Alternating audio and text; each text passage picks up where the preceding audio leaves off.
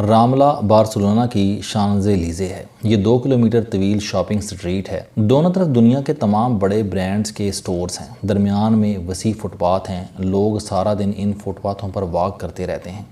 Shopping سینٹروں کے درمیان کافی شاپس اور ریسٹوران بھی ہیں اور جگہ جگہ لائیو میوزک بھی چلتا رہتا ہے۔ راملہ سمندر کے کنارے سے شروع ہوتی ہے۔ پورٹ کے سامنے کولمبس کا دیو ہیکل مجسمہ ہے۔ آپ اگر مجسمے کو غور سے دیکھیں تو آپ کو کولمبس ہاتھ کے اشارے سے امریکہ کی نشاندہی کرتا نظر آئے گا۔ مجسمے کے سائے میں فٹ پاتھ پر سائیکل رکشے کھڑے رہتے ہیں۔ رکشے والے 10 یورو لے کر سیاحوں کو رملہ کی سیر کراتے ہیں۔ ان رکشے والوں میں جیلم کے مشتاق صاحب بھی شامل تھے۔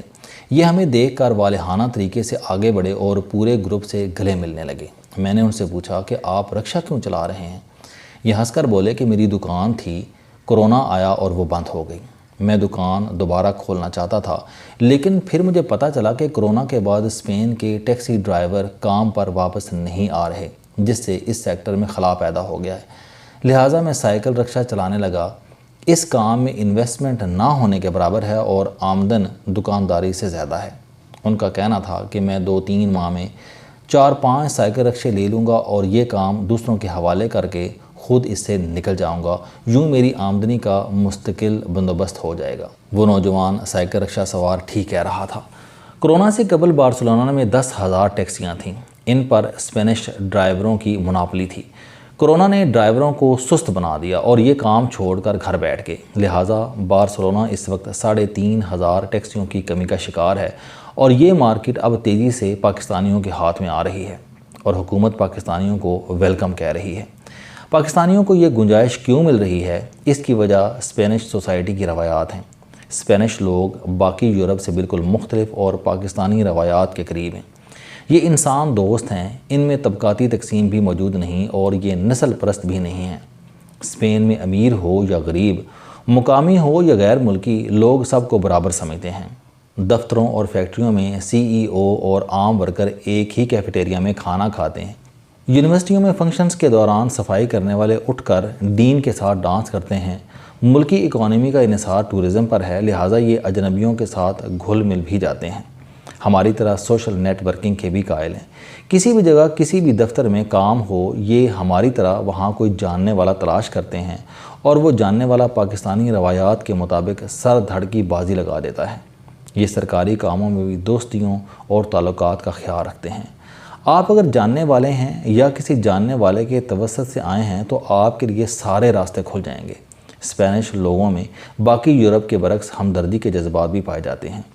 آپ کسی سے راستہ پوچھ لیں تو وہ آپ کو اطمینان سے سمجھائے گا۔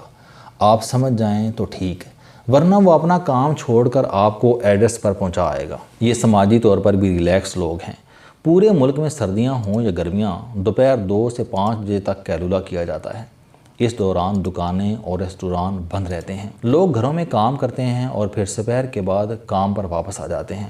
فرینڈلی ہیں، نسل پرست بالکل نہیں ہیں۔ بارسلونا میں 2000 میں صرف ایک پاکستانی ریسٹوران تھا۔ آج ان کی تعداد 80 ہو چکی ہے اور ان ریسٹورانوں کے 90% گاہک اسپینش ہیں۔ کیوں؟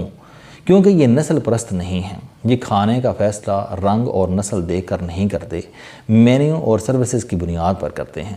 یہ متنوع مزاج بھی ہیں، نئی چیزوں، نئے کھانوں اور نئی روایات کو ٹرائی کرتے ہیں۔ ان کا دفتری نظام ہماری طرح سست ہے، ان کو کسی کام کی جلدی نہیں ہوتی، لہٰذا ہماری طرح یہ لوگ بھی اپنے بیوروکریٹ سسٹم سے تنگ ہیں۔ عدالتی نظام بھی زیادہ ایکٹیو نہیں، فیصلوں میں تاخیر بھی ہو جاتی ہے اور وکلاء بھی مخالف پارٹی کے ساتھ سیٹلمنٹ کر لیتے ہیں۔ زرعی ملک ہے، لہٰذا آپ کو پورے ملک میں کھیت، باغ اور جنگل نظر آتے ہیں۔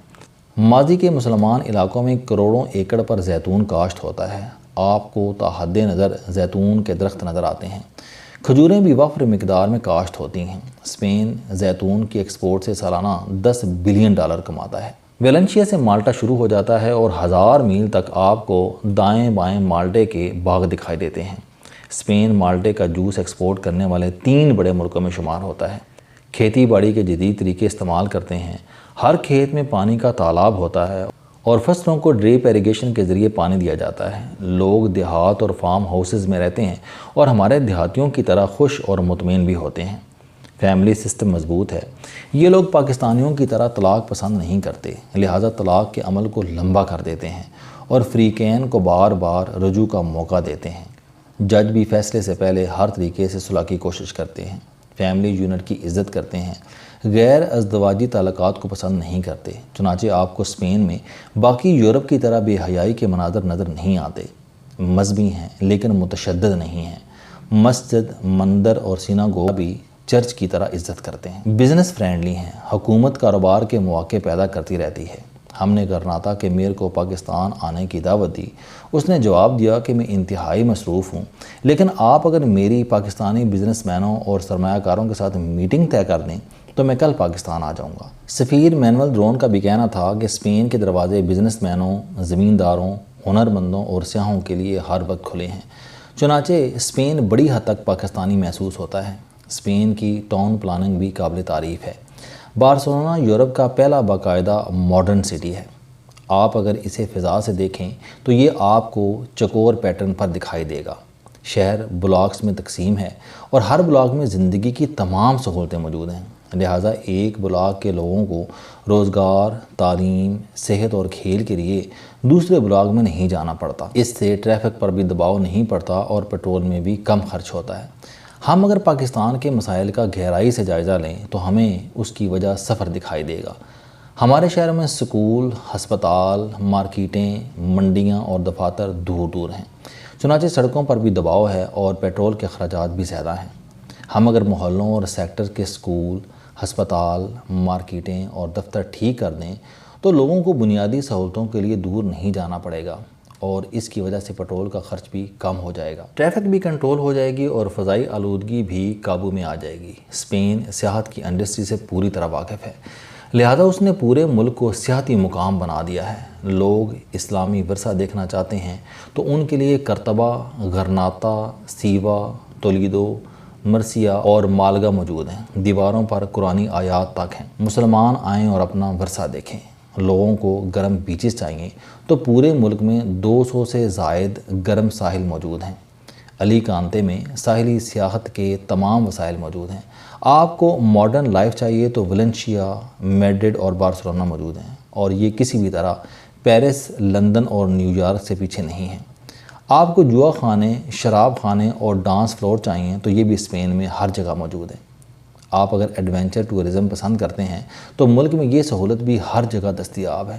آپ بے شک جنگلوں میں نکل جائیں، سمندروں میں اتر جائیں یا پھر پہاڑوں میں چلے جائیں۔ آپ اگر قدیم طرز زندگی کو پسند کرتے ہیں تو اسپین کے جیسپی اور ان کا فلیمینکو رقص پوری دنیا میں مشہور ہے۔ آپ گرناطہ جائیں اور غاروں میں فلیمینکو ڈانس دیکھیں، اور اسپین میں ٹماٹر فیسٹیول اور بل فائٹنگ بھی ہر سال لاکھوں سیاحوں کا انتظار کرتی ہے۔ آپ اس سے بھی لطف اندوز ہو سکتے ہیں۔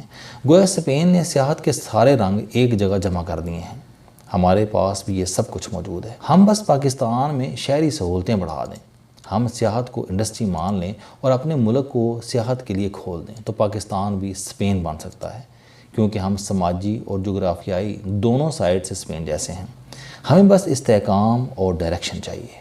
السلام علیکم دوستو، علم دوستی چینل بنانے کا مقصد موٹیویشنل اور زندگی بدل دینے والی کہانیاں آپ تک پہنچانا ہے۔ مجھے خوشی ہے کہ آپ احباب کو یہ ویڈیوز بہت پسند آ رہی ہیں۔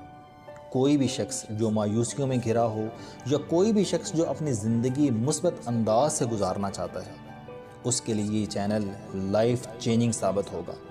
میرا دعویٰ ہے کہ کوئی بھی شخص اگر اس چینل کی ویڈیوز دیکھ اور سن لے گا تو اس کی زندگی بدل جائے گی۔ اگر آپ کو یہ چینل پسند آئے تو اسے سبسکرائب کرنا نہ بھولیں تاکہ ہر نئی آنے والی ویڈیو آپ تک پہنچ سکے۔ اس ویڈیو کو دوسروں تک ضرور پہنچائیں کیونکہ یہ صدقہ جاریہ ہے۔